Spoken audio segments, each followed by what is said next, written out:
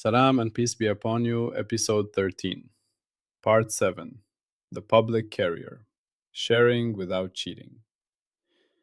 There is one primitive, phi, the holophase, a continuous cyclic order that makes reality readable.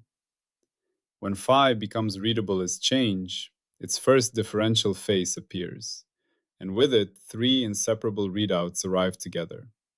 The temporal dimension omega, omega, the spatial dimension kappa, kappa, and the kinematic dimension nu, nu, woven from the first two. Every higher derivative is a finer question about how phi changes, and each one casts these three shadows together. What we call worlds, objects, forces, histories, and minds are stable, licensed patterns inside this derivative language. The formal mathematical work behind these ideas can be found on Zenodo by searching holophase. We did not begin from space or time, and we did not begin from matter or energy. We began from what makes anything readable at all, with phi as the only primitive, with energy demoted to tally, not substance, with coherence and licensing as the price of public claims, with prediction and falsification as the spine of every sentence, and with episode 12 installing the epistemic firewall so the story can never drift into comforting fiction. Now, breathe with me and remember where episode 13 sits. Episode 13 unfolds in two movements. First, undifferentiated phi. Phi before any readable change, before any public structure, before anything can be pointed to and shared as a fact. This is the permission layer. It is what phi is and what it is not, before the universe earns the right to speak. Second, differentiated phi. Phi, once change becomes public and licensed, once the three readouts can be certified, once topology and tallies can become lawful, once persistence and memory can be more than hope. The first must come before the second, because if we rush, we will do the oldest cheat in science. We will treat the first readable shadows as the ground that created readability. We will worship the first clock and call it time. We will worship the first map and call it space. We will worship the first accounting and call it energy. And we will have rebuilt the old world, only painted with new symbols. So we slow down. We earn permissions. We keep phi clean. Here is the compact picture of the whole episode, so you always know where your feet are. In the first movement, undifferentiated phi gives the permission layer, what phi is, what it is not, and why you cannot build anything without earning comparability first. In the second movement, differentiated phi gives the public layer, how change becomes readable under licensing, how omega and kappa and nu appear as readouts, how topology and tallies become lawful, how persistence and memory become possible, and how the firewall governs every claim. And right now, we are focusing on part 7 inside this larger arc. Part 7 is the step that turns a private distinction into a shared world. Because in part 6, we earned something sharp and almost frightening. Only relations speak, and absolutes are silent. No absolute value of phi can ever be a public fact. Only differences, only comparisons, only patterns that survive shifting baselines. And that immediately raises a harder question. If only relations matter, how do relations become public? How does a difference that appears in one place become a difference that can be checked elsewhere? How does the universe avoid splitting into 1,000 private realities that cannot touch? This is part 7. And before we proceed, I must say the firewall sentence, because it is the oath that keeps our hands clean. If you hear me smuggling space, time, energy, matter, or dynamics as primitives here, treat it as an error. Good. Now we can speak without cheating. Let me take you to the Hindu Kush. Let me take you to a narrow passage where truth becomes a matter of survival. There is a mountain pass, carved between rock faces that have watched centuries of footsteps. Wind cuts through it like a blade. Cloud shadows slide across it like silent warnings. And on opposite ridges, far enough that voices cannot cross, close enough that eyes can, two sentries watch the same corridor from different worlds. They cannot meet. They cannot share a cup of tea. They cannot stand together and point at the same stone with the same finger. Between them is distance and risk, and the simple fact that human beings do not occupy the same viewpoint. Yet they must agree on one thing. Is the pass open or is it closed? Because if it is closed and they treat it as open, people die. And if it is open and they treat it as closed, people starve. So the question is not philosophical, it is operational. It is, can a truth cross a divide without collapsing into misunderstanding? Imagine the Afghan sentry sees a fresh rock slide. Not a rumor, not a guess. A wall of broken stone across the path. He knows the pass is closed. But knowing is not enough. A private truth that cannot be shared is not yet a public fact. And a public world cannot be built from private truths. So he must communicate. But here is the constraint. He cannot ship his eyes across the gap. He cannot lend the other sentry his body. He cannot transfer his private baseline for brightness, for distance, for judgment, for fear. He has to send something else, something that survives translation, something that does not depend on his private zero. So they choose a mirror, they choose the sun, they choose a code. One flash means open, two flashes means closed. Not 2 seconds of brightness, not a flash with exact intensity, not a particular measured luminance, just one or two, a pattern, a relation. And now watch what matters. The sun moves, clouds drift, haze thickens, wind shakes the hand. The absolute brightness of the flash changes from moment to moment. If the receiving sentry were trying to read closed as a flash of exactly this brightness, the system would collapse immediately. Because the world does not hold still to protect your definitions. The world does not pause the sun for your convenience.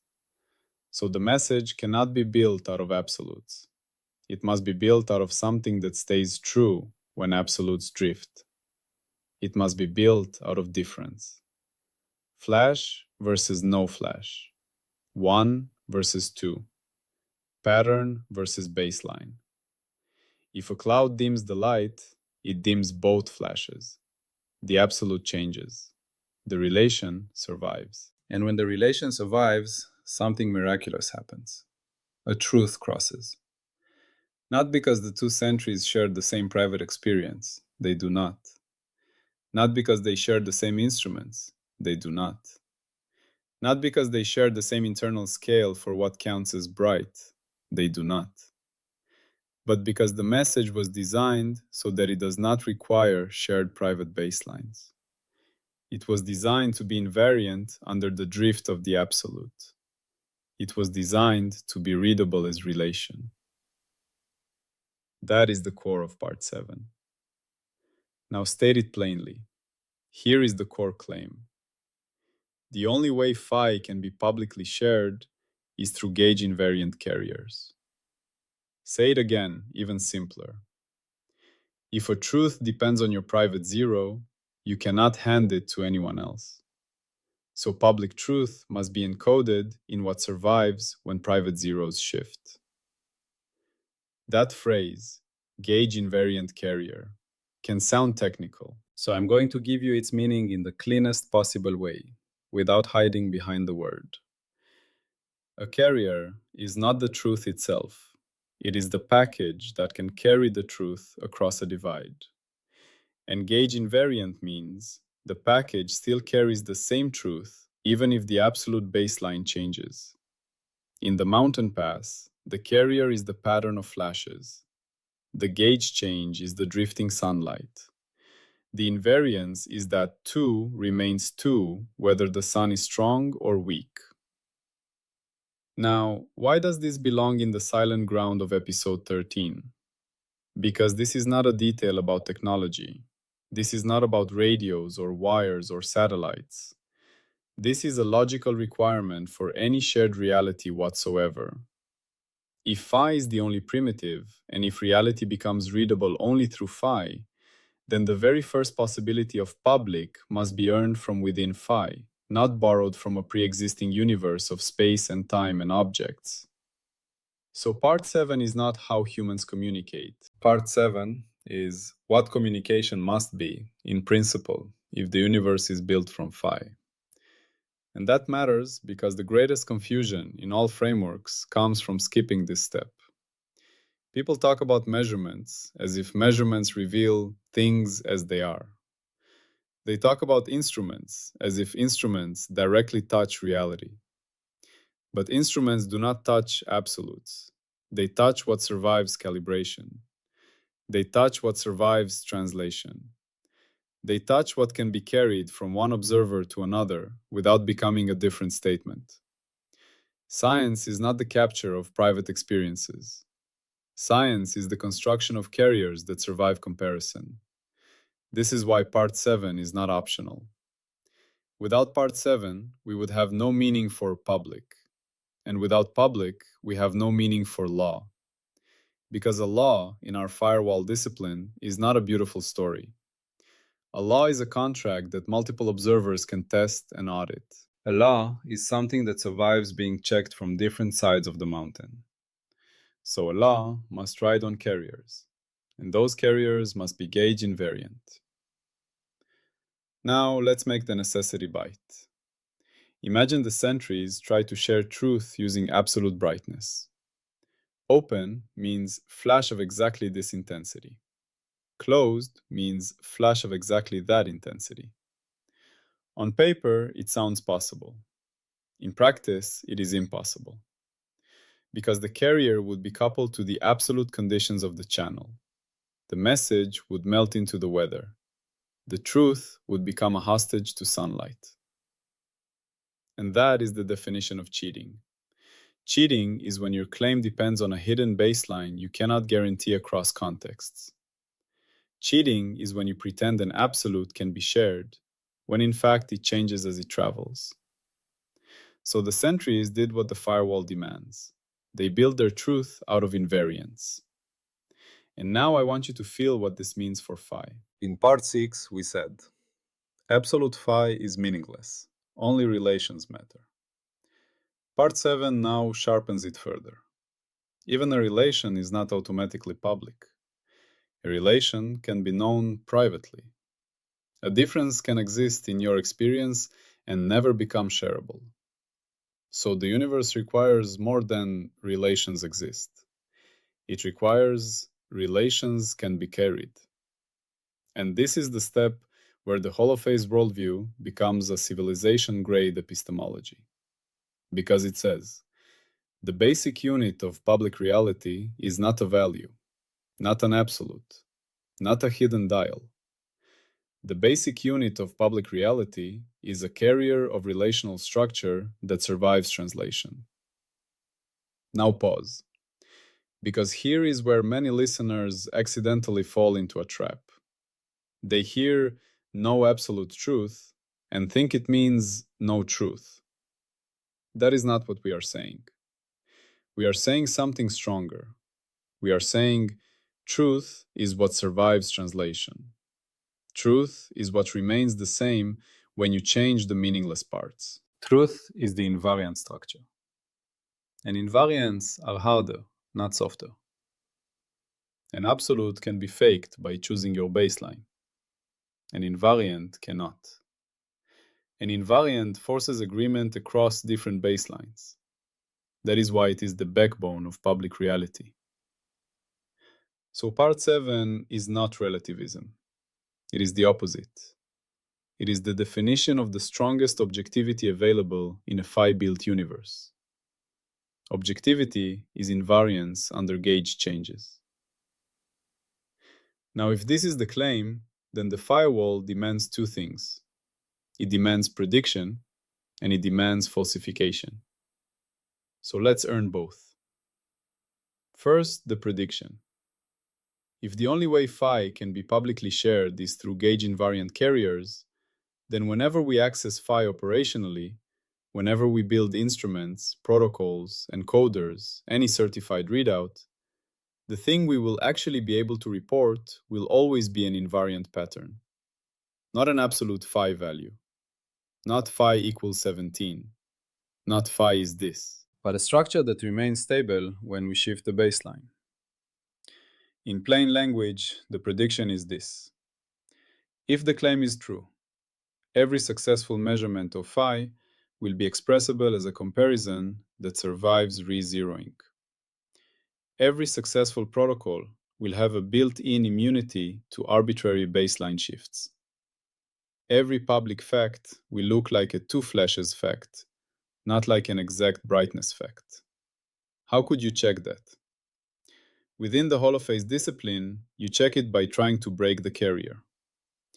You deliberately change the baseline of the measuring apparatus, you re-reference, recalibrate, re-zero, shift whatever counts as the absolute in your instrument, and you see whether the reported public quantity stays the same.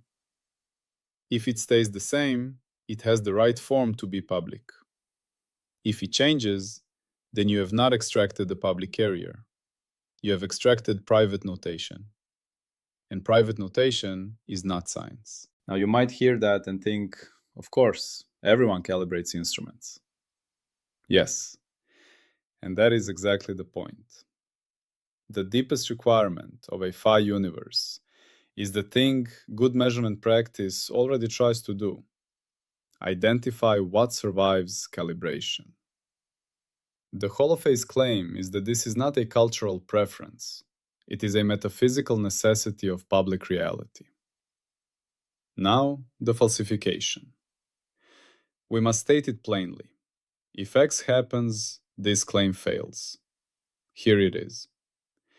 If someone demonstrates a publicly shareable, independently verifiable measurement of phi, whose reported value changes under a uniform shift of the reference baseline, and yet still remains a public fact that multiple observers can agree on without reintroducing a hidden comparison, then the claim fails. Say it again simpler. If we find a way to share phi publicly that depends on absolute settings, then gauge-invariant carriers are not necessary, and part 7 is wrong. That is a clean falsification condition. And notice what it forces. It forces an adversary not just to build a device. It forces them to build a device that produces public agreement while still being baseline dependent. It forces them to make absolute brightness work across changing sunlight without secretly converting it back into pattern. Because if they secretly do convert it into pattern, they have proven our point. Now let's tighten the scope and limits, because the firewall is not only about bold claims, it is about boundaries. This claim applies to public shareable knowledge. It applies to what can be audited. It applies to what can become part of a cumulative science. It does not deny that private experience exists. The Afghan sentry's fear exists. The cold wind exists. The sharp smell of rock dust exists. But those are not by themselves carriers that can cross the divide. They are not public facts until encoded into something invariant enough to be shared. So part 7 is not dismissing inner life. It is declaring what inner life must become if it is to enter public science. It must be encoded into carriers that survive translation. And here is another limit. We are not, yet, talking about the detailed machinery of carriers in the differentiated world. We are not yet deriving omega and kappa and nu as readouts. We are not yet talking about the full derivative tree and the specific encoders. We are earning the logical necessity first. We are showing what must be true before any of that can exist as public structure. And here is a crucial constraint, said slowly. We are not assuming a pre-given channel called space. We are not assuming a pre-given persistence called time. We are not assuming a substance called energy that moves messages. If energy appears in our speech here, it must be as tally, as accounting for certified change, not as a primitive courier. So how do we talk about carriers without smuggling space and time? We talk about carriers as logical forms, not as objects that travel. A carrier at this stage means a representation of relational structure that can be compared across observers without requiring their private baselines to match. That is all. The century's mirror story helps you feel it, but the necessity does not depend on mirrors. The necessity is public facts must be invariant under baseline shifts. Now let me deepen the mountain pass example because it holds more than it seems. Imagine the two sentries did not agree on the code beforehand. Imagine they only agreed on send a flash. Then the receiver would still face ambiguity. Is one flash a warning or a greeting? Does a longer flash mean urgency? Does a weaker flash mean distance? Without a shared encoding rule, the carrier is not yet a carrier. It is just light. So a carrier is not merely a pattern in the world. A carrier is a pattern that belongs to an agreement, an operational contract that turns pattern into checkable meaning. And this is exactly how HOLOPHASE treats laws. A law is not a poetic description. A law is a structured object with a contract. What is measured, how it is encoded, what invariances it must respect, what it predicts, how it can fail, what uncertainty it carries, and what audit artifacts certify it. The mountain pass code is a tiny law. It declares an invariant. It defines an encoding. It yields a public fact. And it can fail in specific ways. If the receiver cannot distinguish two flashes from one due to fog and distance, the carrier fails. The contract is violated. Truth does not cross. This teaches you another thing. Public truth is not free. Public truth has a price. The price is distinguishability under conditions. The price is coherence of the channel. The price is that the pattern must remain readable after noise. In holophase language, this is licensing. A carrier is only a carrier inside the licensed window, a domain where coherence is sufficient to preserve the invariant structure. You don't need the full mathematics here to feel it. You feel it in the pass. A blizzard is an unlicensed window. The carrier cannot cross. Truth becomes unshareable. And therefore, in that window, there is no public fact about open or closed that can be verified from both sides. Not because reality disappeared, but because the carrier failed. So part 7 also teaches a sober humility. There are domains where the world may still be, but the world cannot be publicly read. Holophase does not deny those domains. It simply refuses to call them public science without carriers. Now you might ask, why is the word gauge so central here? Because gauge is the formal name for the freedom to choose your baseline without changing the world. In the past, you can call a flash bright or dim. You can measure it with one unit or another. You can even have a slightly different mirror. Those are gauge choices. They should not change the meaning of 1 versus 2, because the meaning lives in the relational pattern. So gauge invariance is not decoration. Gauge invariance is the condition that the carrier is not tied to arbitrary choices. And once you understand that, you understand what cheating looks like at the deepest level. Cheating looks like building a measurement whose output depends on a baseline you cannot guarantee across observers. Cheating looks like producing a fact that cannot survive translation. Cheating looks like hiding your reference choice inside your claim, then pretending your claim is universal. The firewall exists to stop exactly that. Now let me tie part 7 back to the silent ground we have already earned, without turning it into a list. In part 3, we earned comparability, the permission for distinction. In part 4, we refused to start from exists, because existence itself is already a public category that must be earned. In part 5, we separated possibility from outcome, because phi is the capacity for difference, not the difference itself.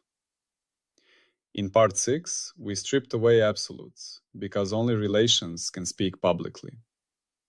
And now, in part 7, we make the final move that turns relation into shared law. We demand carriers. We demand invariants. We demand patterns that survive translation. This is how a phi universe becomes a shared universe. Not by making everyone identical, not by forcing all observers into one viewpoint, but by requiring that public truth lives only in what survives being seen from different sides. This is coordination without conformity. This is agreement without sameness. This is the architecture of civilization written into the logic of measurement itself. Now, return one last time to the pass, because this is the memory you will carry. The Afghan sentry sends 2 flashes. The Pakistani sentry sees 2 flashes. The pass is closed. And even if the sun brightens halfway through, even if clouds shade the cliff, the meaning remains, because the carrier was built from relation. Now imagine the same scene, but with a deceitful code. Imagine someone tries to send open by changing the absolute brightness of a single flash. Brighter means open, dimmer means closed. It fails. It fails because the channel changes the absolute. It fails because the world refuses to respect your private calibration. It fails because you try to make truth ride on an absolute. That failure is the lesson. Public truth must survive translation. And if it does not survive translation, it is not public truth. It is private labeling. So here is your listener carry, one sentence to keep in your pocket. Public truth must survive translation. Hold it. Use it like a blade. Whenever you hear a claim, ask, does it survive changing the baseline? Does it survive crossing the mountain? Or does it only live inside one person's ruler? Now, we end calmly, because the firewall does not use hype. We have earned the right to speak about how a relational universe becomes a shared universe. We have earned the necessity of gauge-invariant carriers.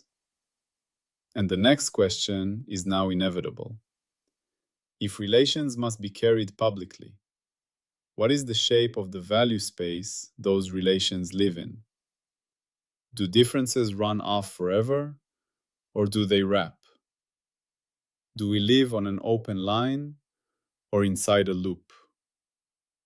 That door opens in part 8, and we will open it slowly, with clean hands. What we proved here is simple and strict.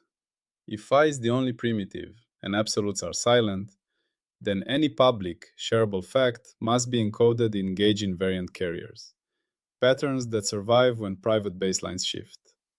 And any claimed truth that cannot survive that translation is not yet part of public reality. Always peace be upon you.